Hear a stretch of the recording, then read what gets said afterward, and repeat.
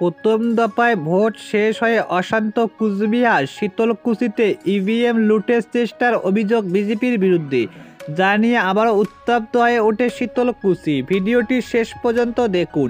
চ্যানেলে নতুন হলে সাবস্ক্রাইব করুন, পাশে থাকা বোতামটি বাজিয়ে দিন। ভোট শেষ হয়ে কুচবিহারে অশান্তির শেষ নেই। শীতলকুচিতে ইভিএম লুটের চেষ্টার অভিযোগ উঠল বিজেপির বিরুদ্ধে। স্কুলের সামনে বোমাবাজির অভিযোগ। ঘটনাস্থলে তৃণমূল কর্মী গেলে তাদের ওপর পুলিশ ইতিমধ্যে লাঠিচার্জ করে বলে অভিযোগ উঠেছে। ভোট শেষে অশান্তির অভিযোগ ওঠে তুফানগঞ্জ। বিজেপি কর্মীকে মারধর করা হয়েছে বলে দাবি তাদের পরিবার। জখম অবস্থায় হাসপাতালে ভর্তি করা হয় ওই কর্মীকে। ওই ঘটনায় তৃণমূলের দিকে আঙ্গুল তুলেছে বিজেপি। ঘটনা হলো ভোট শুরুর আগ থেকে হিংসার আজ ইতিমধ্যে শুরু করেছে কুচবিহার থেকে। গুসানিমারে তৃণমূল কর্মী কোপ বসানোর অভিযোগ ওঠে বিজেপির বিরুদ্ধে, তাকে হাসপাতালে ভর্তি করা হয়। ভোটের আগের রাত থেকে ইতিমধ্যে উত্তপ্ত হয়ে ওঠে দফায় দফায়।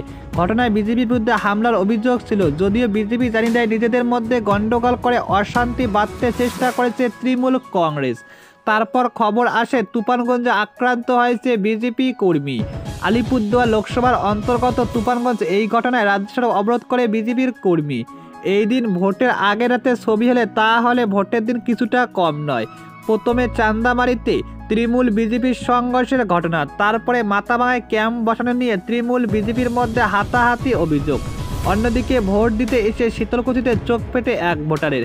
অভিযোগ তৃণমূলের বিরুদ্ধে। ভোট শুরুর আগে এক প্রান্তে উত্তেজনা ছড়িয়ে পড়ে কুচবিহার 18 নম্বর ওয়ার্ডের তোরসাদ চর এলাকায় সিপিএম সমর্থককে ভয় দেখানোর অভিযোগ ওঠে। সব মিলিয়ে ইতিমধ্যে উত্তপ্ত হয়ে ওঠে। তারপর ইতিমধ্যে বিজেপি প্রার্থী দাবি করেছে নীতিশ প্রামাণিক। প্রত্যেকবারের মতো এবার শান্তিপূর্ণ ভোট হয়েছে কুচবিহারে। তিনি আরও বলে, ভোট অশান্তির ঘটনা এইবার হয়নি। দিনভর সংবাদ মাধ্যম ক্যামেরায় কুচবিহার, চান্দামারি, সিতাই, বালাডাঙ্গা, চামটা কারখানা ছবি ধরা পড়েছে। কেন্দ্রীয় স্বরাষ্ট্রমন্ত্রীর বক্তব্য, ভোট কেন্দ্রে অশান্তির ঘটনা এবার হয়নি।